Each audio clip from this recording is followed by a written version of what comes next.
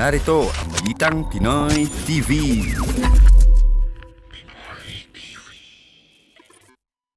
Okay, at heto po, matindi po at itong video na ating papanoorin ngayon, no? Wala nang paligoy-ligoy pa, ay atin pong panoorin itong explanation ni Senator Marcoleta kung gaano po kagarapal, gaano po kakapal ng mukha nitong ginawa nitong mga Bangag 11. Okay?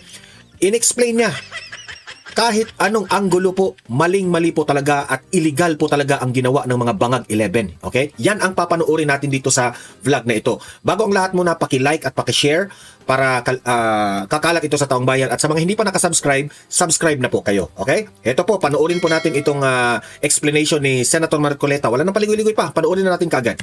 Yan. Batay sa pigto po ng may mga bagay tayo hindi dapat mapabayaan sa yung aspeto ng agrikultura. Ang inflation daw po natin ngayon. Ito, forward natin natin Jen. Opo. At ang mga aktibidad ng mga tao na kagaya natin na maaaring maapektuhan ng napakainit na panahon. Forward natin, Trincha. Ang totoo at legitimate na leader ng Senado Ito na po. na si SP Alan Cayetano. Kasi bumasi tayo sa saligang batas mismo, Jen. Para sa ganun, patunayan natin kung sino ang nasa legal. Tama na ko, Sen. Tama kayo kasi parehas gumagamit ng saligang batas, ha? Oo. Kaya kami mga pangkalawang mamamayan, eh. Gumagamit sila ng batas ng pamali. Ayun, Kinakailangan maliwanagan natin. Kaya naman kahit na hirap na ako sa aking mga gawain dyan, Opo. talagang pinipilit kong makarating dito dahil alam ko maraming mga tao ang naghahanap ng katotohanan kahit na pamali ang kanilang pagpapaliwanag. At may naliligaw, Sen, ha? Ay talagang yun ang sinasadya nilang gawin eh. Manlinlang at manligaw ng ating kababayan para hindi nila malaman ang katotohanan. Opo. Diyan magmula nung June 3, 2026 hanggang ngayon. Yun po yung Wednesday, Sen, at Senate adjournment. Sinige. Actually, yung Sinige na yan, matagal na yan eh. Inulit lang nila. Baka nakalimutan nila na merong Joint Resolution number 4. Ang nakapapirma ron po ay si dating Speaker Martin Romualdez at saka si dating Senate President Chis Escudero. Okay, Joint Resolution number 4. Na sinasabi talaga yung June 6 hanggang July 26. Sinidya na yan. Okay. Inulit lang nila. Marami silang pagkakamali. Una ng pagkakamali, baka hindi nila nabasa ng tamang-tama yung saligang batas. Gusto ko magsimula doon dyan eh. Opo. Doon sa rule, saligang batas muna dyan para hindi tayo magkamali, ano? Opo. Sabi ng Article 6. Article 6, opo. Oo, Section 16, Paragraph 1 ng ating saligang batas. Basahin ko na sa English yan. Madali namang makaunawa ang ating mga taga-subaybay. Magagaling lahat dyan eh. The Senate shall elect its President and the House of Representatives, its Speaker, by a majority vote of all its respective members. All of its respective members. Dalawang chambers kasi ang legislature dyan. Isang Senado, isang Kamara. At isang Kamara, kung tawagin natin ay House of Representatives. Opo. So sabi niya, ang Senado, i-elect niya yung President at sa panig naman ng House of Representatives, yung Speaker. Isa lang mga standard by majority vote of all its members. Ayan, opo. Ngayon, ang Senado madaling kwentahin kasi 24 lang yan kahit anong gawin mo eh.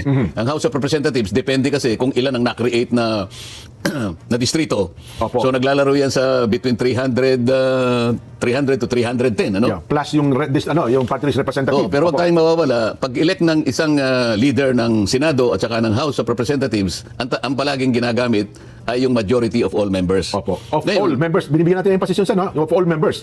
Actually yung iba binibigyan pa ng distinction yung of all members saka yung of all its members. Pareho naman yun eh. Okay. Doon sila gumagawa ng kung ano-anong kadahilanan para pilipitin ang nakasiulat na napakasimple. Opo. Okay? Majority vote of all its members. Okay. Dito respective kasi either House ka or Senate. So puntahan natin ang Senado, 24 ang members. Walang pagtatalo ron. Yes po. Tama. So ang majority ng 24, ang pag-compute ng majority is 50% plus 1. Yes po. Sa mga tweed, ang kalahati ay 12 plus 1, 13. 13. Palagay ko doon ay hindi pagsisimulan ng debate yun eh. Okay, mali po. Alam na alam. Malinaw na malinaw. Opo. Ngayon, puntahan natin naman yung rules ng ating Senado. Okay. Yung rules ng Senado ay kailangan natin puntahan para malaman natin kung consistent siya doon sa sinasabi ng saligang batas.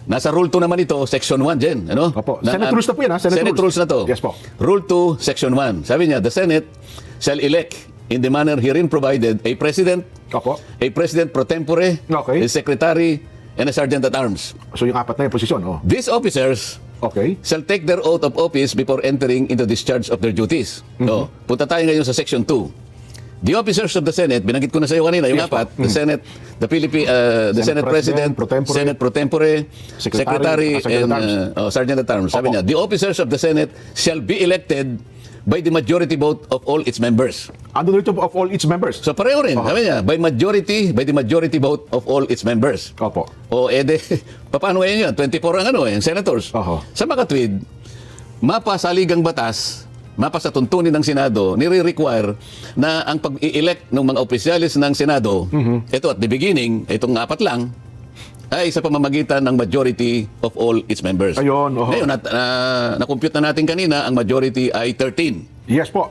Kung sa Senado pag-usapan. Sa Senado. tama kayo. Ngayon, ang sinasabi nila ngayon, dahil 12 lang sila dyan 12 lang sila nung sila gumawa ng mga actions na nag-elect sila ng Senate pro tempore. Opo. Noong June 3 ho yan. Nagalap. Opo. President pro tempore. Opo. Pagkatapos nag-elect sila ng acting Senate President. Oho. Nag-elect sila ng Sergeant at Arms at nag-elect sila ng Secretary. Ngayon, dahil 12 lang sila, nangangatwiran sila dyan at ginagamit nila yung isang jurisprudence. Ito ay yung Abilino versus Cuenco. Ayan. Okay. Opo. Oho.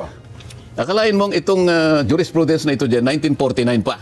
So 1949, under 1935 Constitution po ito. Oo, 1949. Opo. Alam na alam ko dyan, 1-year-old ka pa lang nun. Medyo mo, naglalakad-lakad na po ako. Ginamit kasi doon dyan na ang quorum o yung nananatiling parang majority Opo. na mag-i-establish ng quorum, 12 lang. Aha. Dahil nung panahon na yun, Magamat nung panahon, 24 din po, Senador. 24 pa rin. 24 din. Oho. 24, 1949 hanggang ngayon, 24 pa rin. Opo. Kasi sa 1935 Constitution, 1973 Constitution, hanggang 1987 Constitution, nananatiling 24 ang 24 bilang na po ang senador senador. natin. Yes po. Ngayon, nung panahon nila, itong Abilino versus Cuenco, yung isa sa kanila ay nasa ibang bansa. Aha. Kaya, ang total na bilang na pagkukunan mo ng majority ay 23 lang. Opo. Sa makatwid, sa 23, ang magiging quorum mo dyan ay ilan? 12. 12, pwede na. Opo, Kasi oo. 23 divided by 2, alam mo na, Opo. di ba? Oho. Sa makatwid, tama lang, dahil sinabi ng Korte Suprema na tama yung ginawa nila dahil yung isa sa kanila ay wala sa jurisdiction ng Pilipinas. Aha. Okay? Opo. Ngayon, hindi nila ngayon, ginagamit nila ngayon yon. Oho. Sabi namin, mali yon. So bukod doon, may ginamit din sila na isang sesyon na noon ay pinangunahan ni Senator Drilon. Opo. Nung panahon naman na sila ay nakapag-establish ng quorum na 12, 2015 nata yun, Sen, ano? 2015 yata 2015, yun, opo, oo. pero nasa record, 4 naman na senador ang nasa ibang bansa. Aha. Sa mga twin, Okay. Oh. 24 minus 4, Jen, Opo. ilan yon? 20. O ano yung majority o ano yung quorum Oho. ng 20? 11. 11. May 12, di lalong maganda. Hindi sobra, opo. Oo. Anong ibig sabihin nun? Ginamit ni Franklin Drilon yung jurisprudence ng Abilino Cuenco. Yun ang kauna-unahang application nung kaso ng Abilino versus Cuenco. 2015, 1949. Kabisado niya yun dahil abogado siya. Yes po. Di ba? Tama naman yun dahil ang doktrina na establish kapag ka ang isang senador ay wala sa Pilipinas, Ayun, siya ay outside the coercive jurisdiction of the Senate.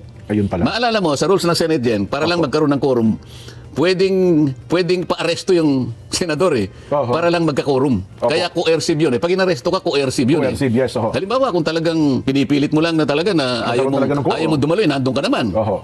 Pwede kang arestuhin ng Sergeant at Arms sa pamagitan ng order ng Senate President para lang magkaroon ng quorum.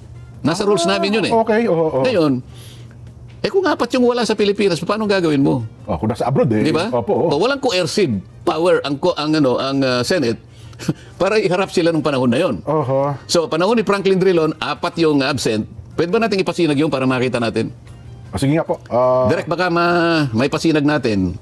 Ayan, makikita mo yung roll call dyan. Ano? Opo. Sige, paano nyo para makita natin yung mga... 2015. Sa bandang ibaba niyan, makikita natin. Merong minota kasi dyan eh. With 12 senators present, the chair declared the presence of quorum. Yan. Oo, ayan. Oh. Senators Angara, Binay, De La Rosa, Drilon, Ontiveros, Marcos, Pangilinan, Pimentel, etc. etc. Okay. Next, Senator De Lima was unable to attend the session as she was under detention. Anong year ba yan? Ano bang year yan? 2015 po ba yan? Hindi, tingnan natin kung anong date. Baka hindi yan. Mamaya na natin i-discuss yan. Ang Okay. gusto kong maipakita, yung una, kasi iba yung pinadala niya. Yan, yung isa muna, yung nauna. Dalawa yung binigay ko sa iyo eh. Oho. Yung isa daw direct. Yung unang, yung una. Sige, habang ano ba ang punto doon, Sen? Habang inire-ready po doon sa ating Kasi doon nakalagay, editor. nakalagay doon sa unang binigay ko kay Direk, Opo. na 4 talaga. Ang wala sa Pilipinas. Ang wala sa Pilipinas. Oho. Kaya nga, yung 12 na attendance, sapat na yun para mag-constitute ng Yeah. quorum. Lagpas sa quorum. Ngayon, balikan natin yung ginawa nila noong June 3, 2026. Makailan lang Wednesday. yun? Last Ilang Wednesday araw lang po yan. yan? Opo, oo. Last Wednesday, di ba? Yes po, yes po. Oho. Ilan ba kami na senador dyan? 24 po. 24. Oo. Hindi naman po pwedeng sabihin nila dahil si Senator Bato ay nagtatago. ay nawala na siya sa 24. Senador pa rin po siya. Hindi rin naman totoo dahil sa nakakulong ngayon si Senator Jinggoy, Oo. bigla na lang siyang hindi senador. Senador pa rin po Sa siya. mga Opo. tuwid, yung bilang nananatili na 24. Yes po. Tama? O ngayon, ano ngayon ang quorum ng 24? Eh di 13. 13. 13, oo. Oo. Ang buong akala nila, nung sumama sa kanila si Senator Chis, Opo, na umattend doon sa session. Opo. dalawa ang bilang ni Senator Chis. Na kunwari invisible yung isa, Opo. yung isa, pero nananatiling 12 lang. Oho. Ngayon, Jen, ang sinasabi ng saligang batas kasi, Jen, makakapag-transact ka lang ng trabaho mo. Opo, bilang senador. The Senate can transact business or do business Okay. kung majority. Di ba? Opo. Ngayon, 12 lang yun, Jen, eh. Paano ka ngayon makakapag-transact ng business ng Senado kung wala yung required na mandatory na 13? Oho. Okay. Nag-elect sila ng Senate President pro tempore. 12 lang sila, Jen. Illegal yun. Kasi ang kailangan mo talaga ay 13. Oho. Pagkatapos, ang sabi nila, acting president si Senator Gatchalian. Oho. Paano mo ngayon i-legitimize yung magiging legitimize yung pagkakahirang niya na Senate President? Unang-una, para ikaw para mapalitan mong Senate President, valid yung ginawa niyong aksyon. Oho, Ibig oho. sabihin, 13 sila. Opo. Pangalawa, paano mo naman papalitan si Senate President Alan Cayetano. Alan Cayetano? Sa liwanag ng rules namin din, kailangan palitan mo yung yung nananatiling Senate President.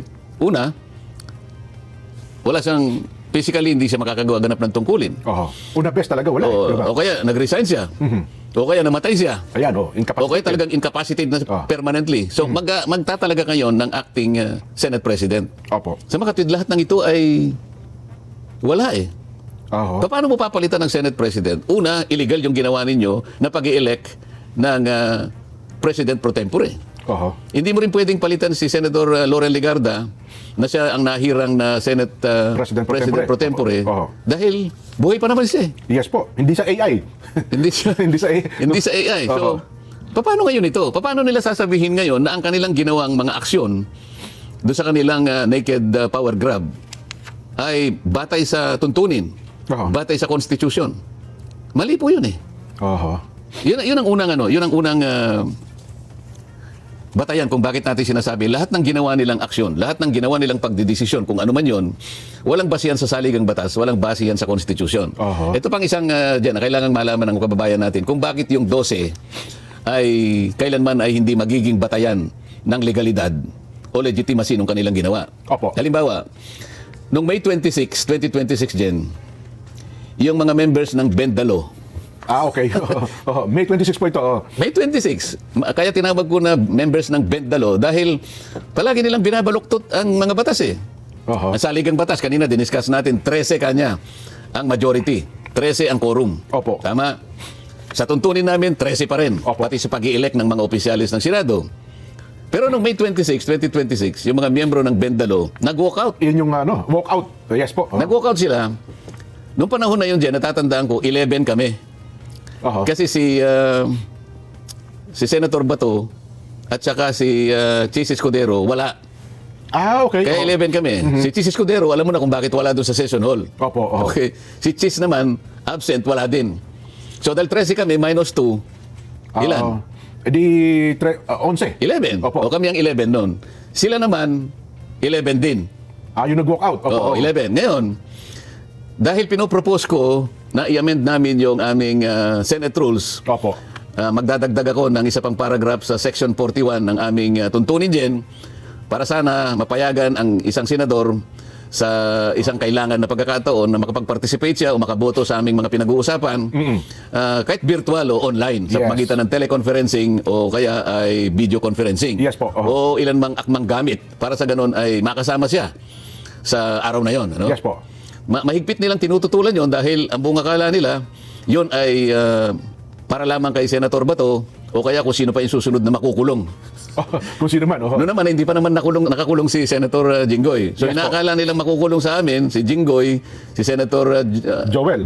at saka si Senator Chis. Dahil pare-pareho na silang may kasong plunder eh. Yes po. Pati nga ako, pinlander dyan, di ba? Oo. Ngayon, Oo. mahigpit nilang tinututulan yun dyan dahil inaakala nila na magagamit namin kagad yun. Sakali mang malagay kami sa ganung okay. kalagayan. Yun ang kanilang pananaw. So makikita mo doon, talagang hindi sila kakampi sa amin talaga. Gusto nga nilang makulong kami at hindi namin magamit yung idadagdag namin sa saligang batas sa aming tuntunin.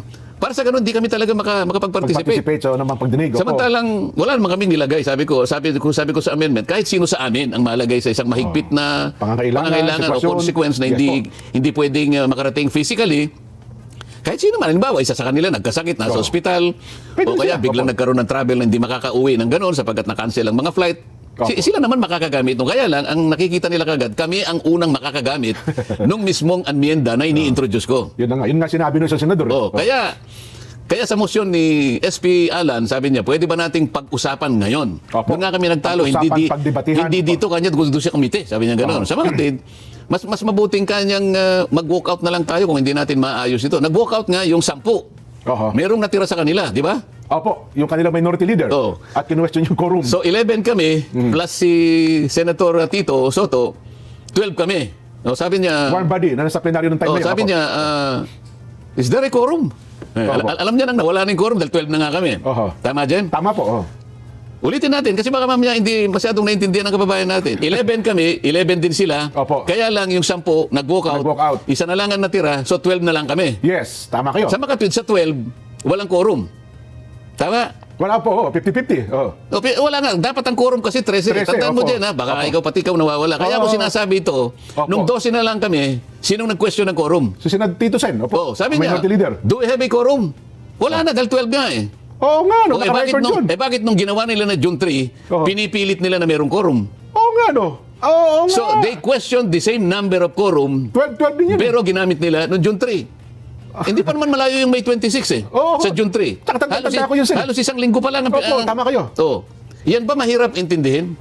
Nung kami 12 na lang, tumayo ang Tito Sen, sabi niya, Kinwestiyon yung do we have a quorum? So Oo. napilitan kaming mag-adjourn dahil wala ng quorum eh. Oo. Bakit nung gumawa sila ng ganito, 12 lang sila, Noong Miyerkules, kung ano-ano, kung mga ngatwiran ng ginagawa, Kesyo, Abilino versus Cuenco, hindi po ninyo magagamit yun eh. oo nga, ano. So ngayon siguro, naisip mo na dyan, ano? Oo nga, ngayon ko lang na. Ito na nga mga kabalita. Ano na ang masasabi nyo patungkol sa balitang ito? Please comment down below mga kabalita. Pag-usapan natin yan sa comment section. At kung di ka pa nakasubscribe sa ating channel, baka naman